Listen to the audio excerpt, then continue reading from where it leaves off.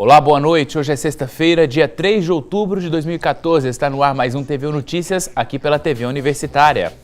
A Universidade Federal de Uberlândia passa por obras de mobilidade e apresenta novas construções. Ao todo, são 41 obras em andamento em todos os campi da UFO. Faixas amarelas impedem a passagem de veículos e desviam o fluxo de carros para outros setores do campus Santa Mônica. A reestruturação das travessias, calçadas e reforma geral na infraestrutura da instituição de ensino superior, prevista para este ano, são os motivos da mudança na movimentação de veículos no local. Objetivando o quê? Que a universidade passe a atender as questões de acessibilidade e mobilidade dentro do campus.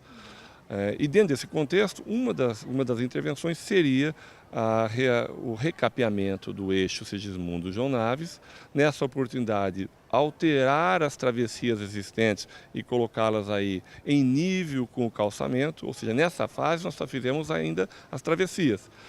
Na sequência da obra, nós vamos alterar todo o meio-fio e o calçamento com piso adequado para atender às normas de acessibilidade. Prevista para começar nas férias, as obras tiveram atraso e hoje geram um certo transtorno. Para quem dirige, estacionar o carro perto do bloco onde tem aula não é nada simples, porém necessário. A empresa era marcada para o dia 8, a empresa remarcou para o dia 9, depois remarcou para o dia 15. Na sequência, eu já encaminhei, inclusive, todas as advertências e encaminhamentos administrativos possíveis.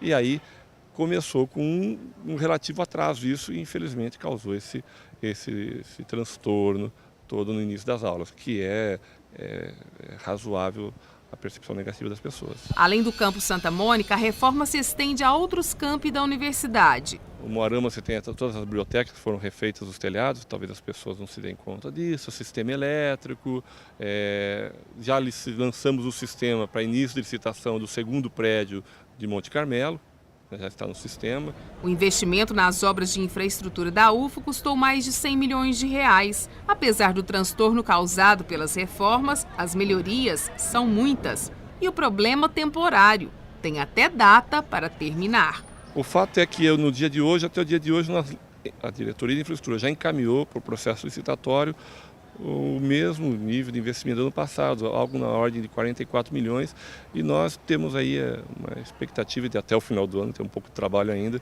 avançar um pouco, ou seja, conseguir avançar dos objetivos do ano passado. E agora nós vamos falar de comportamento, sexo, morte, fé, homossexualidade, divórcio e de onde vêm os bebês. A conversa com cada faixa etária exige um tipo de linguagem e um nível de aprofundamento diferente.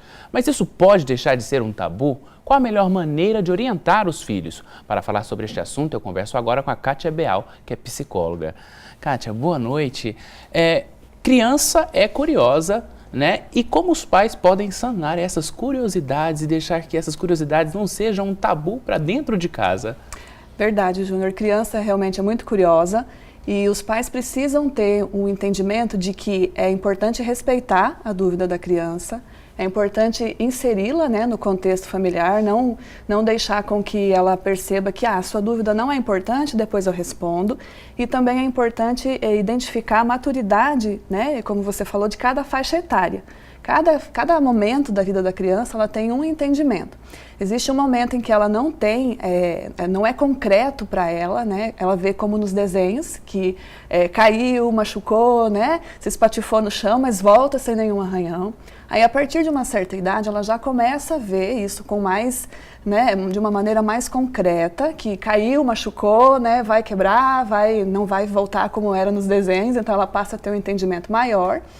Principalmente falando de morte, né? Vamos levar mais esse entendimento falando de morte, em primeiro lugar. E depois é importante também, assim, colocar mesmo a criança de uma maneira, explicar para a criança, de repente, de uma maneira mais suave, de uma maneira mais leve, mas explicar, não deixar que ela fique sem resposta. Porque se ela fica sem resposta, ela pode procurar em outras fontes. A gente tem aí acesso à informação ultimamente, assim, de uma maneira muito, né, tá muito grande para as crianças também. Então, se os pais não explicarem, ou de repente a escola, ou o adulto responsável por essa criança, ela vai procurar em outro lugar. Aí, às vezes, essa informação pode não ter a mesma ênfase, a mesma importância para a criança quanto daqueles que ela admira, daqueles que ela tem mesmo como heróis, daqueles que ela respeita e que ela tem segurança, né? Certo. Hoje, por exemplo, nós temos as redes sociais, nós temos a internet, a televisão. Um exemplo é o caso do assunto homossexualidade, que está tão em alta, inclusive aí nas propagandas políticas. Sim. Como explicar isso para uma criança, para que a criança entenda que isso é normal, que isso é... Como explicar isso, essa questão da família homossexual? Acho que, em primeiro lugar, tem que esperar a dúvida a partir da criança, né? Não dá para sair dando uma aula para ela aí de diferenças e de tolerância se a criança não despertou a dúvida ainda. E quando essa dúvida surgir, eu acho que tem que tentar sentar com a criança de maneira bem tranquila mesmo. Se você não souber a resposta na hora, fale que você vai pensar, que o momento não é oportuno para aquela resposta, que você tem alguma outra coisa para fazer, enfim. Não é enganar a criança, mas é você, de repente, se certificar de que você vai dar uma resposta adequada para ela. E assim, eu acho que nesse caso é um assunto realmente bastante delicado.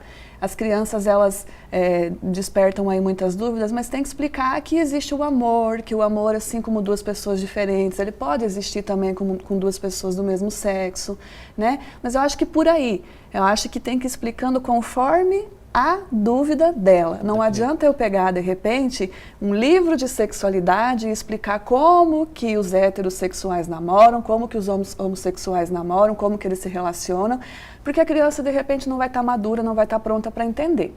Então, eu acho que tem que começar conforme a dúvida primeira dela, né, e de maneira assim, com que ela tenha respeito mesmo, né, por todas as situações. Eu acho que explicando assim de uma maneira bem tranquila, olha, né, o papai gosta da mamãe, mas o tio gosta do outro tio. Então, eu acho que dá para tentar colocar na cabecinha da criança com que ela tenha tolerância, com que ela respeite, né? E lembra que eu falei no começo que a gente tem que respeitar a criança com a dúvida dela? Eu acho que é um bom momento também para fazer com que ela respeite as outras pessoas, explicando que há sim as diferenças e que todos merecem, né, a tolerância, o respeito. Eu acho que é um momento também para ensinar não só as diferenças entre as pessoas, mas também a tolerância, o respeito, os valores, né, perante as pessoas com quem ela vai conviver. Ok, agora só para finalizar bem rapidinho, nos casos da questão da morte, como dar essa notícia a uma criança? Eu acho que não pode poupar, né? Muita gente fala, não vou falar de morte para a criança porque ela vai sofrer, ela vai chorar. Eu acho que não. Acho que tem que falar. A gente pensa que as crianças não entendem o que está acontecendo, elas entendem sim, só que tem que falar de uma maneira com que ela compreenda. Falar que foi para o céu, que fez uma viagem, eu acho que não é legal.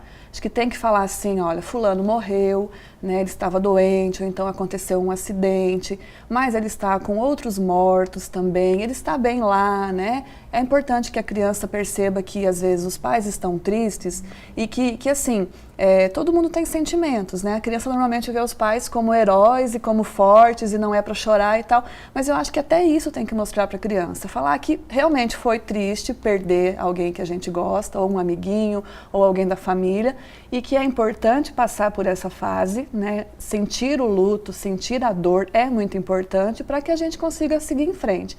Então, eu acho que tem que falar de acordo com o que ela entende, mas evitar, assim, eufemismos, evitar exageros, evitar fazer com que a criança... porque ela vai se sentir enganada, ela vai se sentir, tipo, estão achando que eu sou bobinha, que eu não entendo o que é a morte. Eu acho que tem que respeitar e falar com clareza. Não, de repente, de uma maneira grave, né? Nossa, fulano morreu, foi uma tragédia e tal, mas tentar suavizar e não esconder. Acho que omitir é pior. Ok, muito obrigado pela entrevista, pelas informações. Eu que agradeço, obrigado. Pena que foi muito rápido. Curtinho, sempre... né? Curtinho. É um prazer sempre muito grande estar aqui com vocês. Obrigada. Obrigado, boa noite.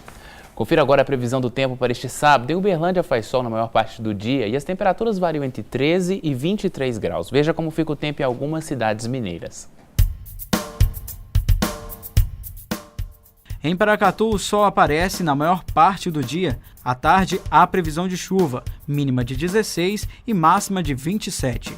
Em Coromandel, o dia será ensolarado e não há previsão de chuva. A temperatura varia entre 15 e 26 graus. Em Romaria, não chove e o sol predomina na maior parte do período.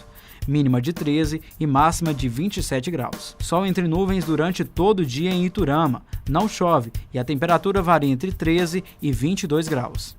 E daqui a pouco, todas as informações sobre uma mostra de música que será realizada no Conservatório em Uberlândia. A gente volta já.